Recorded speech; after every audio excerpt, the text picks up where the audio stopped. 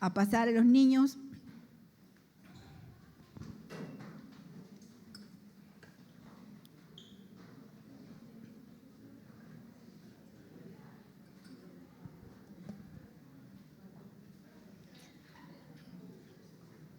Los niños con sus t-shirts.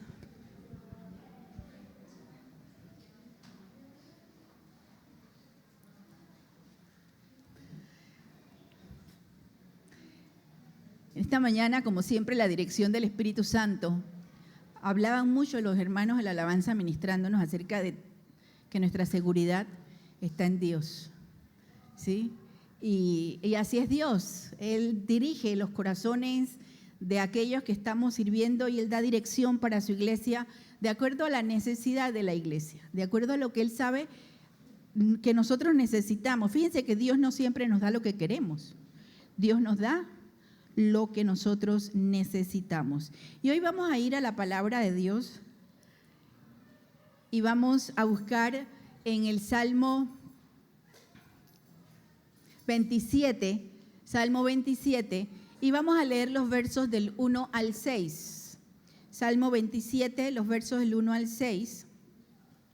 Y a medida que vamos leyendo, vamos a ir descubriendo en la palabra de Dios qué nos dice el salmista David, que escribió él, que sea relevante para nosotros el día de hoy.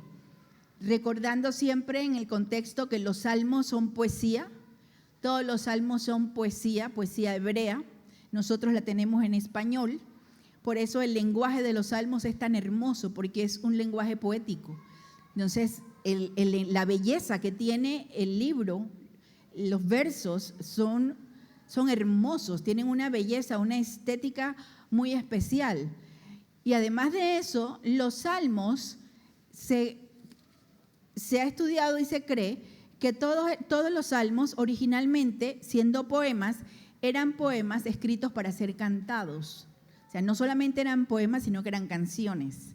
La alabanza siempre ha estado en la boca del pueblo de Dios, porque Dios se alegra de nuestra alabanza, pero además de eso, cuando nosotros alabamos a Dios, estamos reconociendo quién es Dios y que Él es el que merece nuestra alabanza y nuestra adoración. En este salmo es uno de los salmos en los cuales, sin que se nos describa exactamente qué estaba sucediendo en la vida de David, podemos fácilmente descubrir que era uno de esos momentos en la vida del rey David en los que él tenía conflictos. La vida de David fue muy particular. David fue un hombre que tuvo grandes bendiciones de parte de Dios, pero también fue un hombre que sufrió mucho. Tuvo muchos conflictos, persecuciones, tuvo que huir, se enfrentó a guerra, se enfrentó a su propia naturaleza pecaminosa, lo cual le trajo muchas consecuencias nefastas. Fue un hombre que se tuvo que enfrentar a la traición de sus propios hijos, de sus propios allegados, que tuvo que huir de su mentor, que fue el rey Saúl. O sea, tuvo una vida muy complicada y fue un hombre del cual Dios dice que era un hombre que tenía un corazón conforme al corazón de Dios. Todo esto hace que David sea un personaje muy atractivo a la hora de estudiar su vida y nos han quedado plasmados, porque además era poeta. Se le llamaba el dulce cantor de Israel, era poeta. Y él escribió muchos de los salmos que nosotros tenemos en esta colección en el libro de los salmos. La gran mayoría fueron escritos por David y cada uno de ellos reflejaba un momento particular o una situación que estaba viviendo el rey. Hay salmos de completa alegría en los que David se complace o se place alabando a Dios con gran expresión de alegría. Hay salmos en donde él se siente completamente derrotado y desanimado y le pide a Dios que le ayude a levantarse, a levantar su ánimo. Hay salmos en los que David ora pidiendo venganza y uno lee estos salmos y dice, pero David, ¿qué te pasó? Era una forma de la expresión en ese tiempo, en ese momento. Y esto es lo que hace que para nosotros sea uno de los libros más amados, porque uno encuentra el espejo de las propias emociones reflejados en los salmos. Y uno sabe cuando se siente triste hay un salmo para uno. Y cuando está contento también uno encuentra salmos que nos bendicen. Ese es el contexto de este salmo, no es una excepción.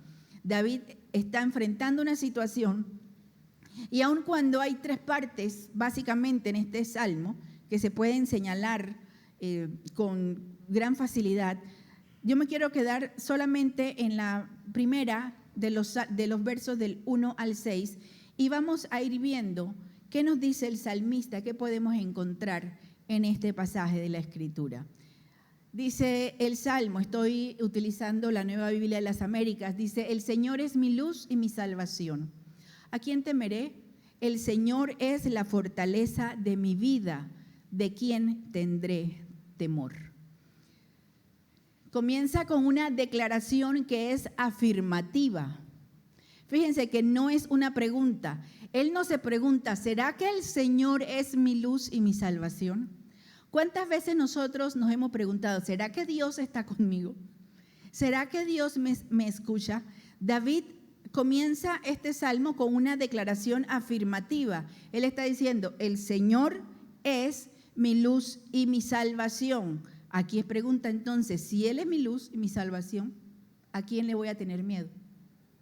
Otra afirmación, el Señor es la fortaleza de mi vida. Y vuelve a responder con la misma expresión, ¿de quién tendré temor? Ahora, ¿qué encontramos nosotros en este pasaje sencillo?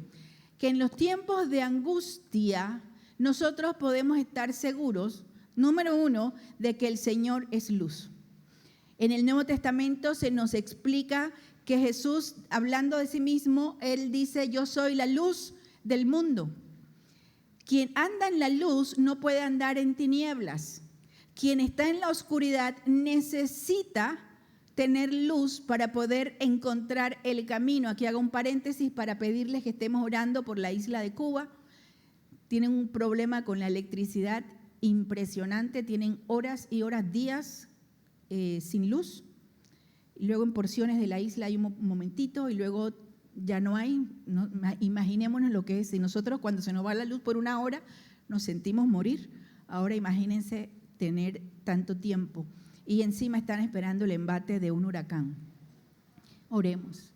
Cuando dice el Señor es luz, cuando uno está, por eso pensé en el pueblo de Cuba, cuando veo las imágenes de lo que han estado viviendo estos días y se ve a las personas en la oscuridad de la noche y algunos con algunas linternas, otros tratando en las calles, la gente encendiendo de alguna manera lámparas con algún aceite que puedan encontrar. Esta es la vida sin luz.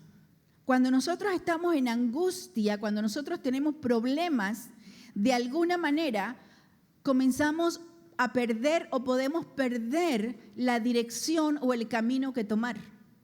Porque dependiendo de la crisis, dependiendo si la enfermedad nos nubla la razón, si la situación familiar hace en nosotros que crezcan emociones que son negativas, que nos hacen daño, nosotros podemos perder el camino a la dirección o a la decisión correcta que tenemos que tomar.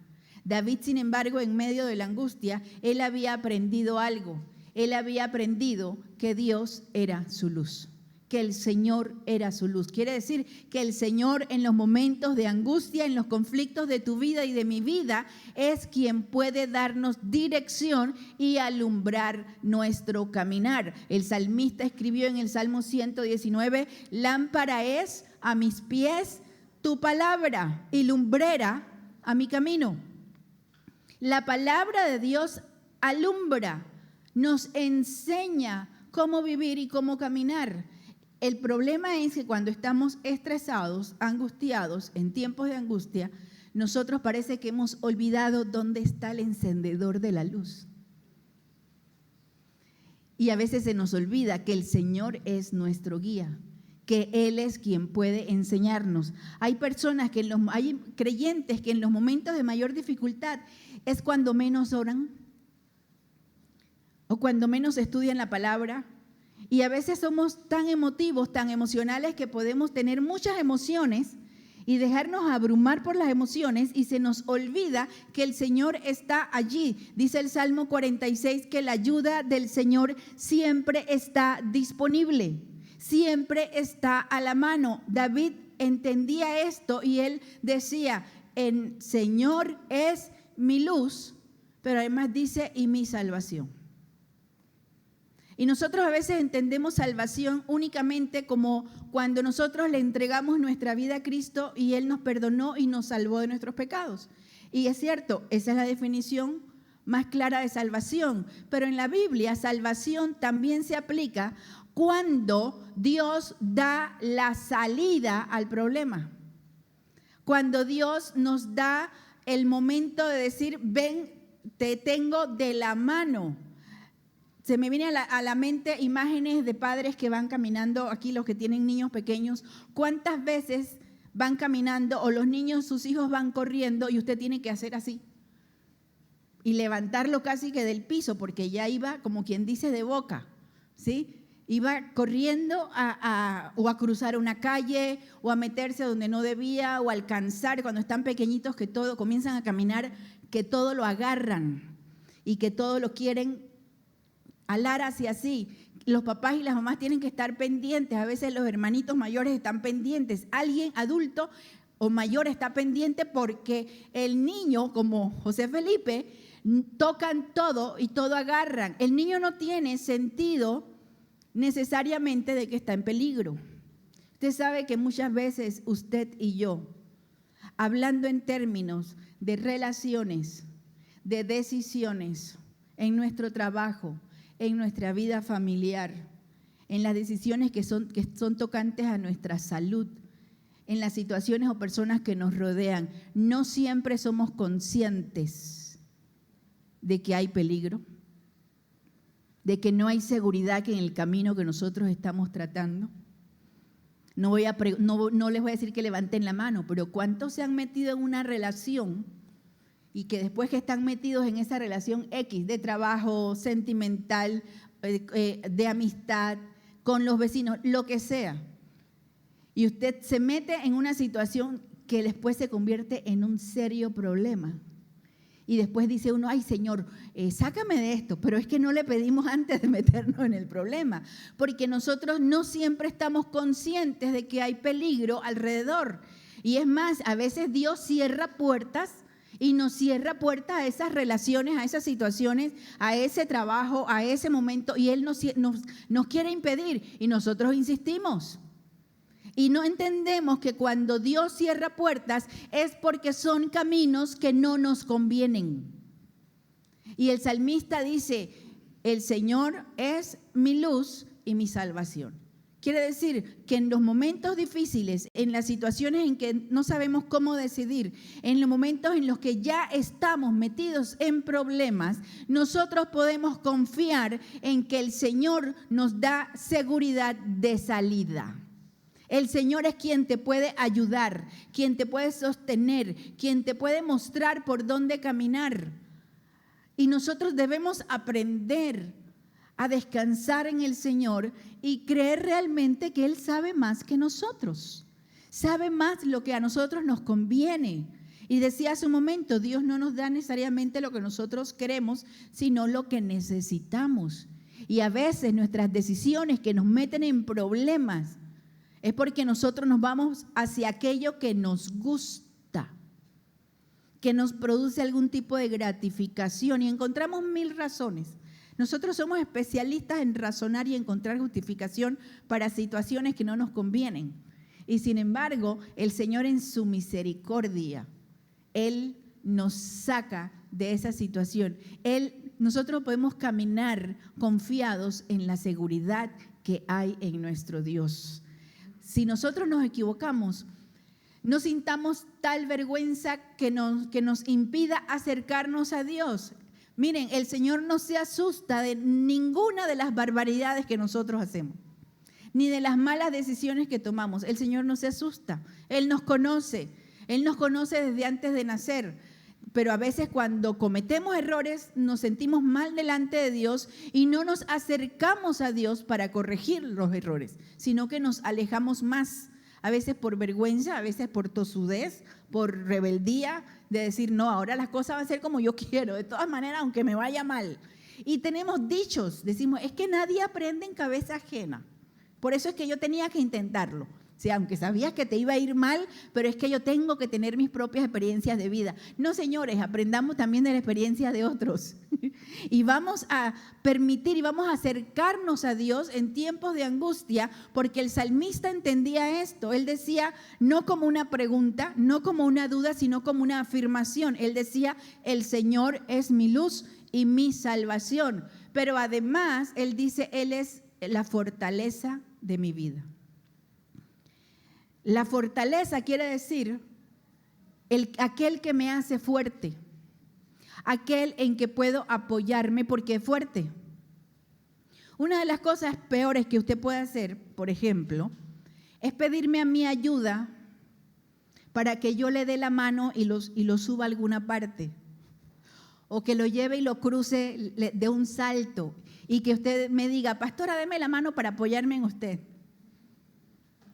Usted se va a apoyar en mí y nos vamos a caer los dos. Porque no hay mucha fortaleza física que digamos. Así pasa cuando nosotros buscamos fortaleza fuera de Dios.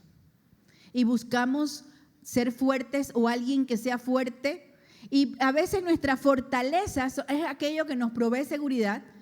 Nuestra fortaleza puede ser, pensamos, yo me siento seguro o segura porque tengo ahorros, tengo una casa, tengo una familia que me apoya. Comenzamos a buscar cuáles son aquellos elementos que en nuestra vida nos hacen sentir que estamos apoyados.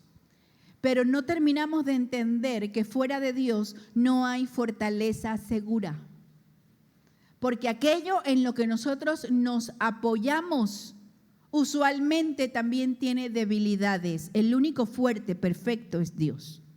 El único que no se rompe es Dios. El único que no te abandona es Dios. El único que tiene la respuesta para tu situación es Dios. El salmista dijo entonces, Él es mi luz, Él es mi salvación, Él es la fortaleza de mi vida, Él es quien me provee seguridad. Y mire, me gusta mucho esta definición de fortaleza. Y es resistencia. A veces nosotros entendemos la fortaleza como que enseguida el Señor me va a sacar de un problema o me va a apoyar e inmediatamente voy a salir. Pero a veces la fortaleza que Dios nos da es que nos ayuda a resistir la situación hasta que llegue la salida. A veces hay situaciones en las que estamos involucrados que no necesariamente somos nosotros los protagonistas, pero estamos allí. Por ejemplo, nosotros no somos protagonistas o causantes de las crisis económicas de nuestros países, de las decisiones políticas de nuestros políticos, de cómo se usan los recursos. Nosotros no somos responsables de nada de eso, no somos los protagonistas, pero estamos metidos en medio del problema.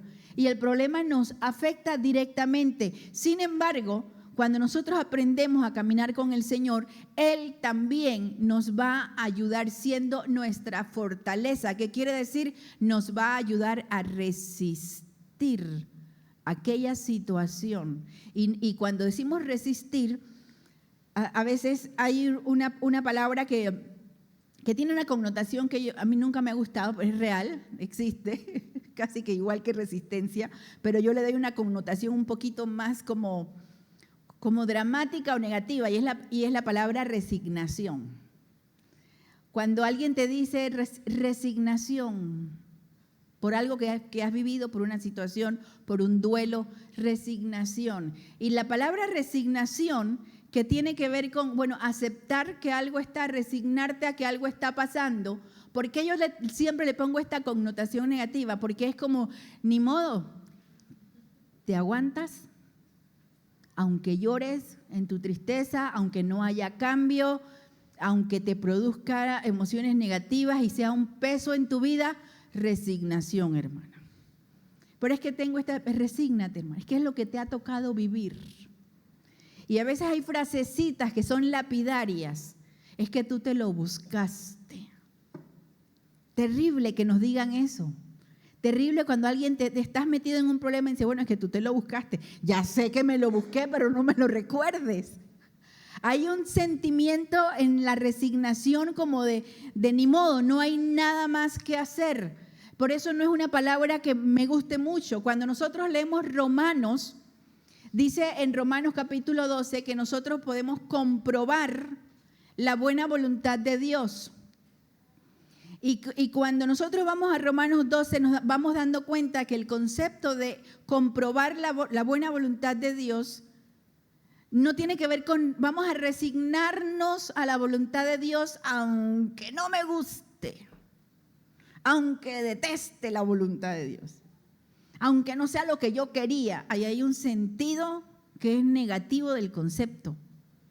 Pero cuando nosotros entendemos que se trata de aceptar y no de resignarse, uno puede incluir en sus emociones un sentido de alegría. Por eso es que cuando estemos viviendo problemas y nosotros entendamos que el Señor es nuestra fortaleza, nosotros podemos resistir con alegría.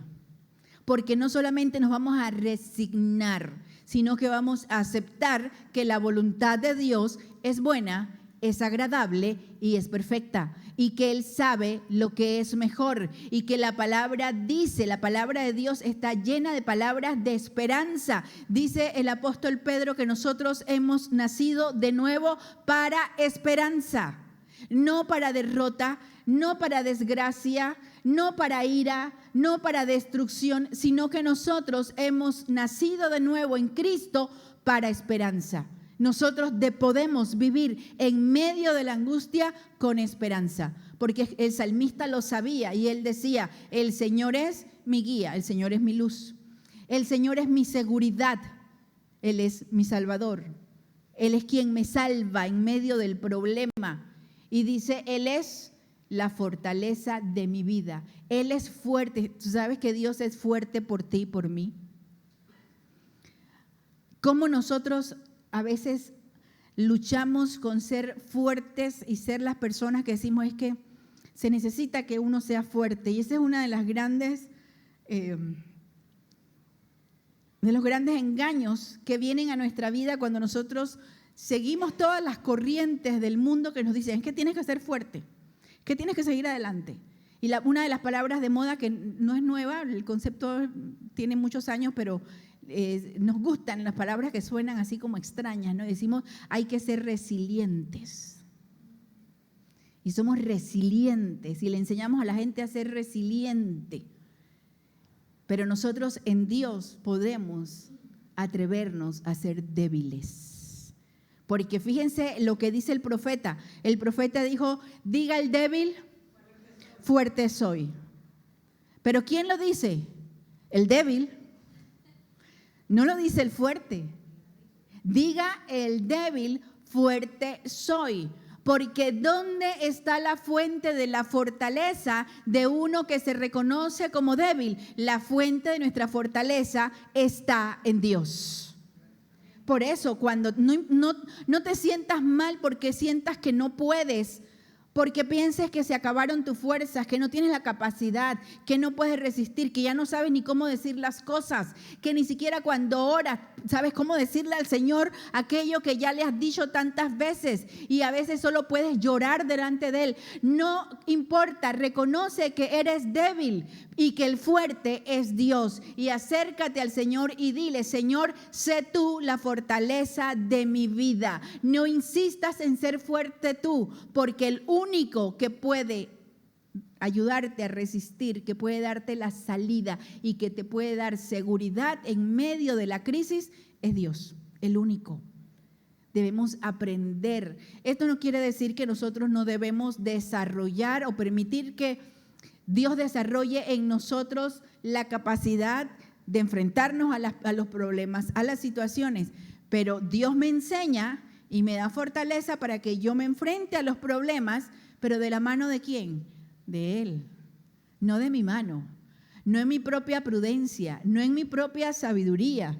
Por eso nos decepcionamos una y otra vez cuando nosotros intentamos hacer las cosas únicamente utilizando nuestros recursos, nuestra sabiduría, nuestra manera de pensar, nuestras experiencias. Yo les he contado algunas veces en algunos lugares que he predicado, no sé si aquí, me imagino que también. Cuando mi papá murió y llegó tanta gente, mi esposo y yo vivíamos en Honduras, La casa se llenó de gente, llegaron familiares de otros países. La casa había mucha gente quedándose, familiares de México, familiares que llegaron de Venezuela, bueno, mucha gente. Y había que estar atendiendo, o sea, uno se convierte en quien el que está de duelo queda atendiendo a la visita, ¿no? Entonces, atendiendo y estaba yo, y qué falta, y qué hay que dar, y así, ¿no? Y muy Erika Harris. Y en un momento me sentí que me abrumaba entre el dolor, la angustia, la pérdida, todo, y me fui detrás así de una pared y me pegué así la pared como para no caerme. Y se me acerca un tío querido que ya partió con el Señor, un tío muy querido, se me acerca así muy compungido, ¿no? Muy así, y me dice: Erika, mi vida, Erika, no te dejes caer, porque si tú te caes, ¿en quién nos apoyamos? Yo tenía 35 años y él tenía como 60. Yo digo, ¿cómo así? ¿Cómo así? Pero allí estaba esa imagen. La imagen que yo proyectaba es que yo era la fuerte de la casa. Y yo me creía esa imagen y yo vivía conforme a esa imagen. Pero por dentro era igual de débil o más que todos los demás. Y mi debilidad tenía que irla a ver dónde yo podía apoyarme para no caerme yo. Con el tiempo y con la vejez me ha venido de parte de Dios el entendimiento que yo no soy la fuerte, que el fuerte es Él. Aprende que el fuerte en tu vida se llama Cristo. El que tiene poder para sostenerte se llama Jesús. El que tiene la capacidad y la luz para guiarte se llama Jesús. Y la palabra está llena de pasajes que nos llaman a descansar en Él y a buscar dirección en Él y a confiar en que Él es la seguridad para nuestras vidas. No somos nosotros, es Él. El salmista lo había entendido y dice: en tiempos de angustia, Él pudo decir como una afirmación: el Señor es luz, el Señor es mi salvación, el Señor es la fortaleza de mi vida. Y las tres declaraciones las remata con una pregunta que es retórica porque él ya sabía la respuesta y dice: ¿de quién temeré? O sea, si el Señor está conmigo, ¿quién puede contra mí? Si el Señor está contigo, ¿quién te puede destruir? Si el Señor está contigo, ¿quién puede tirar abajo los planes y los propósitos de Dios para tu vida? Si el Señor está contigo, ¿quién te puede cerrar puertas que Dios quiere abrir? El salmista entendía y podía decir: si Dios es mi luz, si Dios es mi salvación, si Dios es la fortaleza de mi vida, entonces, ¿de quién tengo yo que tener miedo? No tengas miedo, no importa lo que venga, no importa la circunstancia, no importa el tamaño o la cantidad de los enemigos y los obstáculos. No tengas miedo porque el Señor está contigo. Él es la seguridad de tu vida. Él es la seguridad de tu vida. Luego sigue diciendo: cuando los malhechores vinieron sobre mí para devorar mis carnes, ellos, mis adversarios y mis enemigos, tropezaron y cayeron. ¿Cuál es la lección o el principio que aprendió el salmista? Que el Señor nos guarda de la destrucción. Usted sabe que estamos viviendo tiempos, lo hemos predicado muchas veces y lo enseñamos, tiempos que son peligrosos, muy complicados. Aquí hay personas que han sido amenazados en su trabajo, en su lugar de trabajo, y han sido amenazados con persecución, con destitución, con demandas legales. Aquí hay personas que entregan todo su esfuerzo en su trabajo y reciben muy poca retribución y no ven todo el esfuerzo que hacen por su trabajo, por hacerlo bien, no reciben la recompensa que ellos esperan o necesitan. Aquí hay personas que aún en su familia por medio de su familia que no conoce al Señor, están siendo amenazados con ser excluidos o echados de su familia por causa de Cristo. Y algunos me dirán, bueno, pero ese no es mi caso. Pero todos tenemos situaciones, aún sin saberlo, en los que nosotros estamos en peligro, porque estamos en el mundo, porque le pertenecemos a Dios y porque todo aquel que le pertenece a Dios se convierte en un blanco para destrucción. Disfrútelo.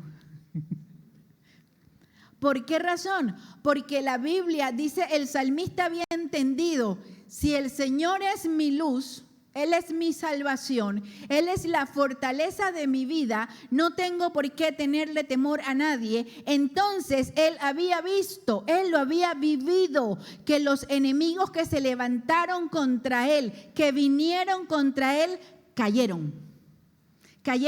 Lo que habían planeado contra David nunca se concretó. Los que se habían levantado en contra del rey para destruirlo, nunca pudieron lograrlo. ¿Por qué? Porque David le pertenecía a Dios y tú le perteneces a Dios. Desde el momento en que le entregaste tu vida a Jesucristo, vino el Espíritu Santo a tu vida y te selló y te puso un sello en tu espíritu que dice propiedad de Cristo, no se toca, prohibido atentar en contra, y vendrá el enemigo contra ti, pero caerá y no podrá ser destruido. Y me dirás, pero Erika, pero me votaron, de todas maneras me perdí el trabajo.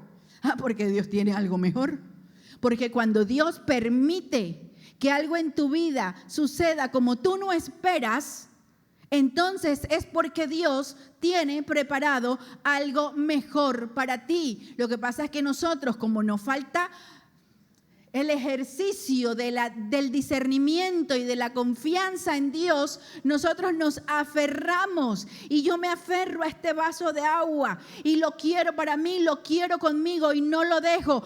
Y Dios me lo quiere quitar y me lo quieren quitar y yo no lo suelto hasta que el Señor me hace entender, Erika, es que yo no tengo ese vaso, yo tengo una jarra así, mira, y de cristal con bordes de oro, para que te dure más, para que te dé más, porque Dios no te ha llamado para destrucción. Dios no te ha salvado para que seas derrotado y derrotada. Y esto no es retórica, esto no son palabras bonitas, esto es la palabra de Dios que nos sostiene y nos dice que Él está con nosotros hasta el fin del mundo y que ni siquiera cae un cabello de nuestra cabeza sin que Dios lo sepa, porque si Él tiene cuidado de las aves, ¿cómo no va a cuidar de ti? Los enemigos, dice, cayeron. Esos enemigos que se levantan contra ti para acusarte, para denunciarte, para desanimarte, para decirte, tú no puedes, tú no vales, tú no sabes. Para quienes te dicen, hay alguien que sabe más que tú, que es mejor que tú. Esos que se levantan en contra tuya. Dios habló a través del profeta Isaías en el capítulo 54 y dijo, ningún arma forjada contra ti prosperará. Y Dios condenará toda lengua que se levante en contra tuya en juicio. Ningún arma contra ti prosperará, porque Dios no te ha llamado para ser destruido. Dios te ha llamado para ser bendecido, para ser edificado, para ser perfeccionado a la imagen de Jesucristo, para que seas embajador del Señor y traigas a muchos a su conocimiento. Para eso te llamó el Señor. Luego dice el salmista, sigue diciendo, si un ejército acampa contra mí, no temerá mi corazón. Si contra mí se levanta guerra, a pesar de ello, yo estaré confiado. Esta es la continuación del pensamiento anterior, donde nosotros encontramos el paralelo o el cumplimiento de este salmo, por ejemplo, en palabras de Cristo, cuando Él dice, en el mundo tendrán aflicción. Nosotros no conocemos al Señor y hay mucha gente que cuando conoce al Señor y conoce el camino de Cristo y le entrega su vida, piensa Y a veces nosotros como creyentes somos responsables de eso. Porque nosotros le decimos a la gente, ven al Señor, tu vida va a cambiar, va a ser maravilloso, Dios te va a bendecir. Y todo eso es cierto, pero no le decimos el otro pedazo. Y no le decimos, vas a seguir teniendo problemas. Y tal vez el problema va a ser más difícil. Y tal vez la situación se va a complicar. Y te vas a enfrentar a caminos que se te van a cerrar y la gente te va a dejar de querer. Y vas a dejar de ser el popular de la escuela, de la universidad, del trabajo, de donde sea, de tu familia. Y aquí fíjense, David sabía lo que era un ejército. Ni siquiera es pensar cuando dice un ejército que acampa. Pensemos que acampar en un ejército cuando en aquel tiempo se iba a enfrentar a otro ejército, no era como ahora que tiran misiles de una vez y llegan y... No, las batallas eran preparadas y podían tomar semanas y meses. Entonces los enemigos llevaban hasta sus tienditas de campaña y hacían su campamento, de ahí viene el acampar, hacían su campamento donde ponían sus habitaciones, sus tiendas, lo que tuvieran, y ahí pernoctaban, ahí dormían, ahí podían pasar semanas y meses mientras peleaban. Entonces imagínese estar usted en una posición de indefensión y está viendo que hay un ejército que está poniendo sus carpas enfrente suyo. Y usted los está mirando y no es que vienen, usted está viendo que se están preparando, que están haciendo almuerzo y que están levantando sus tiendas de campaña. Y usted, imagínese el sentimiento y la angustia de saber que están aquí enfrente, de que están preparando las armas, de que están bien tranquilos, limpiando sus botas, su escudo, su sombrero, lo que usaran. El enemigo acampaba, se daba el lujo de acampar, de preparar el ataque y a la vista de la víctima. Él los miraba. Algunos de ustedes han pasado por situaciones así, en que están viendo a sus enemigos prepararse y lo hacen con toda tranquilidad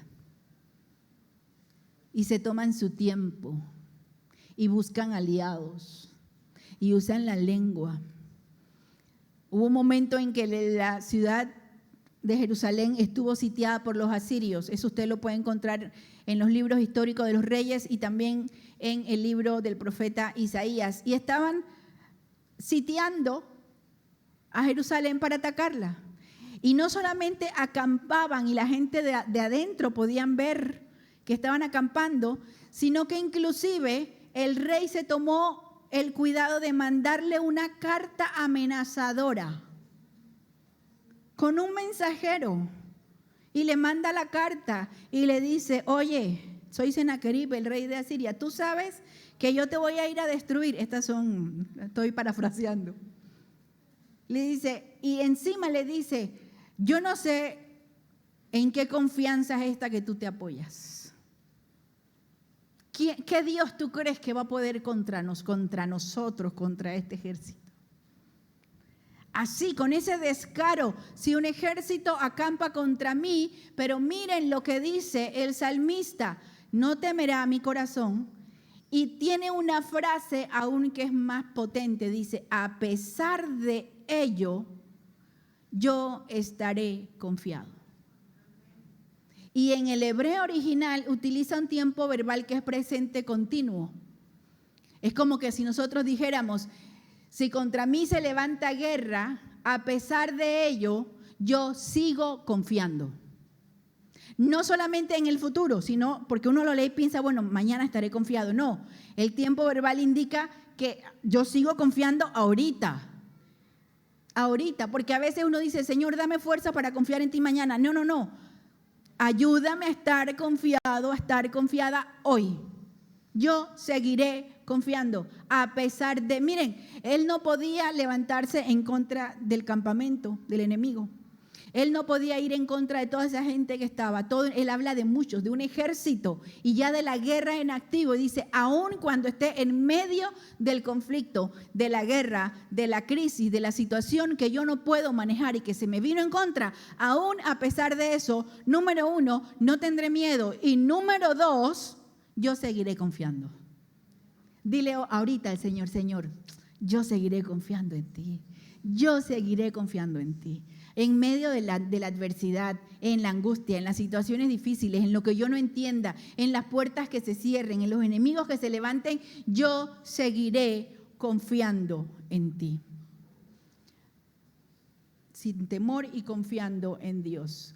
Luego sigue diciendo el salmista, una cosa he pedido al Señor y esa buscaré, que habite yo en la casa del Señor todos los días de mi vida, para contemplar la hermosura del Señor y para meditar en su templo. Y uno puede pensar como que cambió de tema David, como que está hablando de una cosa y luego pasa a hablar de ir a la iglesia. Y lo que aquí nosotros entendemos en esta porción del Salmo, que David viene hablando de confiar en el Señor, de no tener miedo, de mantenerse confiando, de saber que Él es su luz, su fortaleza, su salvación, que Dios no lo ha llamado para ser destruido. Y Él entonces hace este paréntesis para decir, ¿sabes? Una cosa yo necesito. Para poder vivir en esta confianza, nosotros necesitamos una cosa. Y es que nosotros necesitamos tener un anhelo de la presencia de Dios en nuestra vida. Porque la presencia de Dios nos da paz. Él dice, una cosa quiero yo, estar todos los días en tu casa en la presencia del Señor. Y uno dice, entonces David lo que quería era esconderse en el templo. Quería huir, no, porque el templo representaba el lugar donde estaba la presencia de Dios. Y él había entendido que en la presencia de Dios es que él podía entender que Dios es mi luz, Dios es mi salvación, es la fortaleza de mi vida, no me ha llamado a destrucción, a pesar de la guerra yo puedo estar confiado, donde él recibía esa paz, donde él recibía esa seguridad, esa confianza en la presencia de Dios. Por eso el llamado para nosotros hoy es, en medio de la crisis, en medio de la angustia, cuando las cosas no marchan como tú esperas, lejos de alejarte de Dios, anhela y acércate a la presencia de Dios, porque solamente en Él hay paz. Dice Isaías 26:3, tú guardarás en completa paz aquel cuyo pensamiento en ti persevera, porque en ti ha confiado. Tú guardarás en completa paz. Dile, Señor, guárdame en completa paz. Completa paz. Que no importe la situación, yo tenga, fíjense que no dice, Señor, por favor, dame un poquito de paz. Dice, completa paz. A un anhelo de la presencia de Dios. Y luego termina la indicación. Sigue diciendo el salmista, porque en el día de la angustia me esconderá, otra vez en la presencia de Dios, me esconderá en su tabernáculo, en lo secreto de su tienda me ocultará, sobre una roca me pondrá en alto. Una de las figuras que se utiliza en la Biblia, sobre todo en el Antiguo Testamento, para representar la persona de Cristo como la persona estable, segura de la que estamos hablando, es la figura de la roca. Y usted lo encuentra en el Salmo 40, dice, pacientemente esperé a Jehová y Él se inclinó a mí y oyó mi clamor. ¿Y qué hizo? Y dice, me sacó del lodo cenagoso, del lodo de la desesperación y puso mis pies sobre roca y enderezó mis pasos. Hay un canto muy antiguo que nosotros cantábamos hace muchos años, que era, llévame a la roca que es más alta que yo. Cantábamos, en esta roca me esconderé, bajo su sombra moraré. Cantábamos, es Cristo la roca, el ancla de mi fe. ¿Por qué uno canta y utiliza la expresión la roca? Porque la palabra de Dios asemeja o compara o dice que Jesús es la roca perfecta. Y una roca perfecta es aquella que no puede ser conmovida, movida ni destruida. El salmista está diciendo que en el día de la angustia, en el día del problema, nosotros podemos tener total seguridad en Dios porque estaremos afirmados sobre la roca. Y esa roca es Cristo. ¿Dónde está tu confianza? ¿Recuerdan la carta que el rey le mandó? El rey en la carta decía, ¿en qué confianza es esta en que te apoyas? ¿En qué confianza es esta? Y si a nosotros viene un enemigo o viene nuestra propia mente, nuestras propias dudas, y te pregunta, ¿en qué confianza es esta? ¿En qué estás confiando? Dile a tu corazón y dile a tu alma, yo estoy confiando en la roca que es Cristo. La roca cuya obra es perfecta, la roca que no será conmovida, la roca sobre la cual mis pies estarán seguros. Y me gusta mucho el Salmo 40 en la Nueva Traducción Viviente, cuando dice que Él puso mis pies sobre una roca y me sostuvo o me acompañó hasta que mis pasos fueron estables. ¿Usted sabe lo que eso significa? Usted ha visto a los niños cuando están comenzando a caminar, que se tropiezan y se caen, y los papás están ahí y se quedan ahí y se mantienen ahí hasta que el niño realmente ya camina con seguridad. Los primeros pasos, el niño da 2 pasos y se cae, da 3 pasos y está buscando dónde agarrarse, o se va y se cae sentado, porque no tiene estabilidad. No tiene estabilidad en su cuerpo, no tiene equilibrio todavía y no siente, no entiende la estabilidad del suelo que está pisando. Sus procesos todavía no llegan a ese desarrollo. Y nosotros en nuestra vida con Dios muchas veces somos como esos niños que no tenemos el equilibrio necesario para vivir. Y los problemas nos sacan el equilibrio, nos mueven el piso. Las situaciones difíciles, las pérdidas, el dolor, la enfermedad nos mueve el piso y viene la vocecita. ¿Y qué confianza es esa en la que te apoyas? Recuerda, el Señor no solamente te pone sobre la roca, sino que te acompaña hasta que tus pasos sean estables. Hay seguridad total en Dios. Y por último, ahora sí, por último. Dice, entonces será levantada mi cabeza sobre mis enemigos que me cercan. Y en su tienda ofreceré sacrificios con voces de júbilo.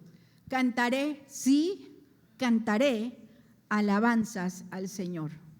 El salmista termina esta porción del Salmo reconociendo la ayuda de Dios y alabándole.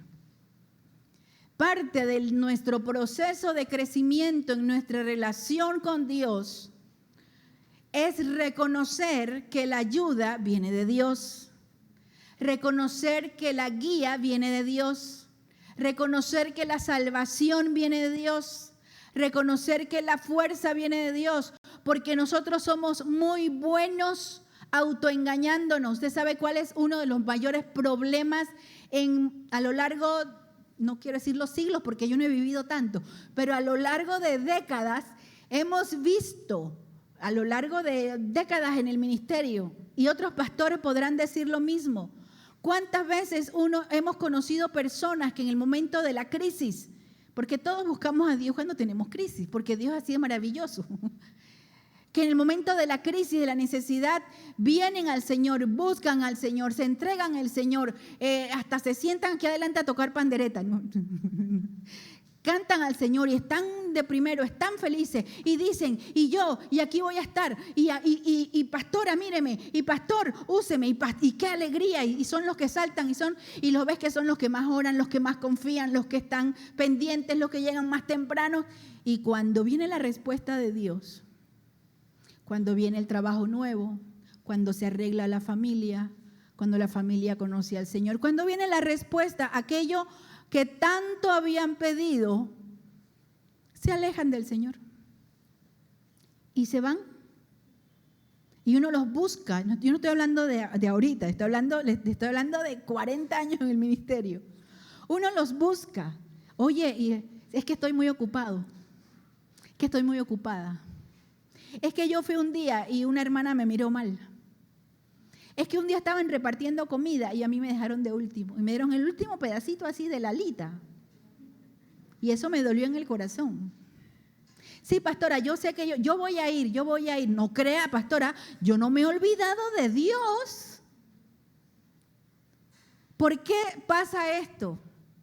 Porque hay un fenómeno que es un autoengaño, que a nosotros nos gusta pensar que nosotros hemos solucionado nuestros problemas, que nosotros hemos tenido la sabiduría, el recurso, las palancas, la fuerza, la cara bonita, la inteligencia para abrirme camino y para que venga. Y de repente encuentras personas que hasta servían al Señor, que después no tienen tiempo. Todo es más importante, pero llegan un domingo y cantan, tú eres el centro. Y hasta 6 meses después uno los ve, tú eres el centro. Y uno dice, ¿de qué? Y no estoy criticando a nadie, porque todos estamos aquí, así que no es con nosotros. Estoy hablándoles de 40 años de ver esto entre la gente que ha conocido al Señor. Si nosotros hoy hiciéramos un llamado a todas las personas que un día dijeron conocer a Cristo, usted tendría todas las iglesias de esta ciudad llenas, todas llenas a reventar. Tendríamos que tener todas las iglesias múltiples horarios de reunión, porque así ha sido Dios de bueno y de generoso, que ha bendecido y ha amado. Pero nosotros muchas veces nos olvidamos que la ayuda viene de Dios, que la salvación viene de Dios, que nuestra guía ha sido Dios, que nuestra roca de seguridad es Cristo, y nosotros comenzamos a poner excusas, justificaciones y asignarle a otras cosas más importancia que nuestra relación con Dios. Hasta la próxima crisis, cuando vamos a volver a decirle, Dios, yo siempre te he amado.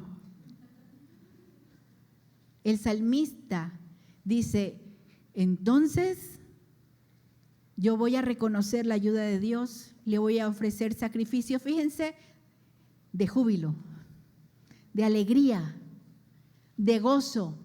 Y luego dice, y cantaré. ¿Y cómo lo reafirma? Dice, cantaré, sí, cantaré al Señor, porque el corazón humilde del Hijo de Dios, de nosotros los creyentes, corazones humildes, debemos reconocer que todo lo que tenemos y todo lo que somos lo hemos recibido de Dios, y por lo tanto Él realmente debe ser el centro de nuestras vidas. Cierra tus ojos, vamos a orar.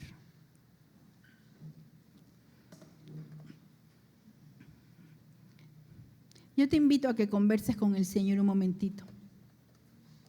Tú conoces tu situación actual. Tú sabes si necesitas la guía del Señor, si necesitas la dirección, si necesitas la salida en un problema. Tú sabes también si necesitas paz.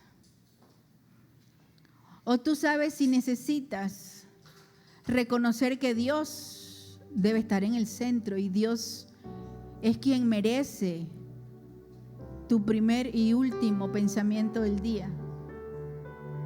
Que fuera del Señor no somos ni tenemos nada. Que lo que tenemos no es porque nosotros simplemente no lo hemos ganado, sino porque Dios ha sido bueno con nosotros.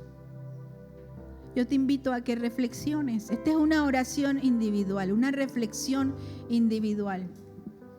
Vendrán los problemas. El Señor te va a guardar de los problemas, te va a dar la salida. El Señor va a extender su mano para ayudarte, para afirmar tus pasos. ¿Cuál va a ser tu respuesta? ¿Anhelarás la presencia de Dios?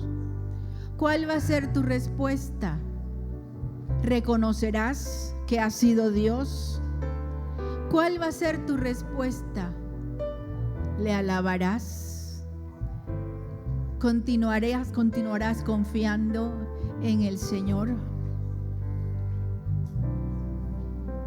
Mi anhelo es buscar de día y noche. Puedes ponerte de pie para que cantemos al Señor antes de hacer una El oración. amor y la ternura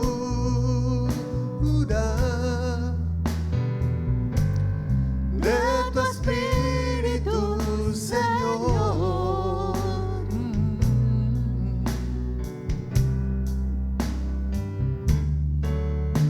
Mi anhelo, oh, mi anhelo es buscar de día y noche de tu amor y la ternura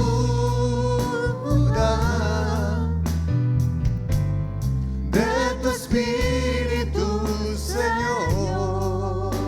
Dile al Señor en tu presencia. En tu presencia hay plenitud de gozo. En tu presencia delicias a tu diestra. Por siempre y para siempre me gozo en tu presencia.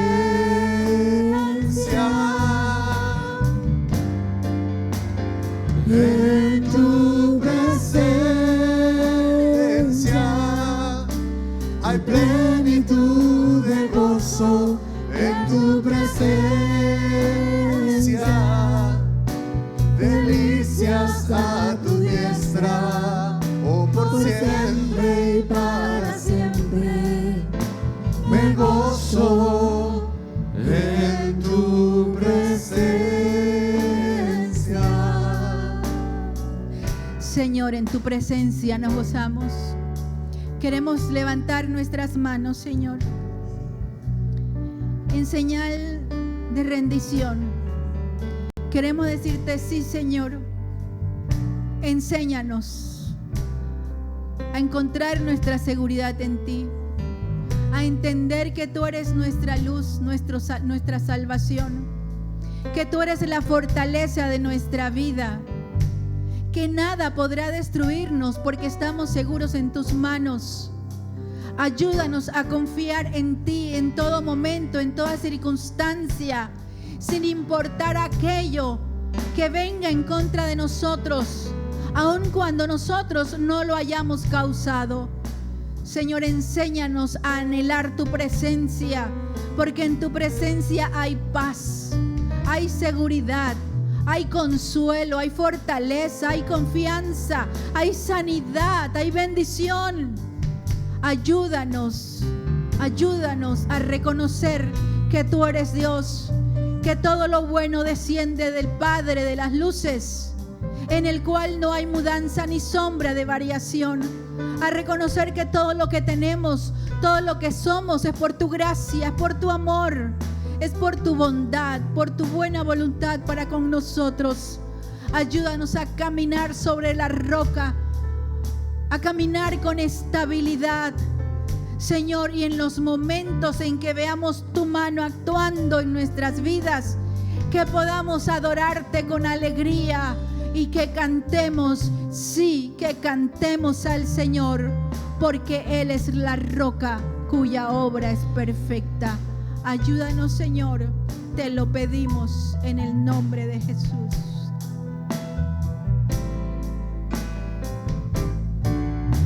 Mi anhelo, oh, mi anhelo es buscar de día y noche, es buscar de día y noche de tu amor y la ternura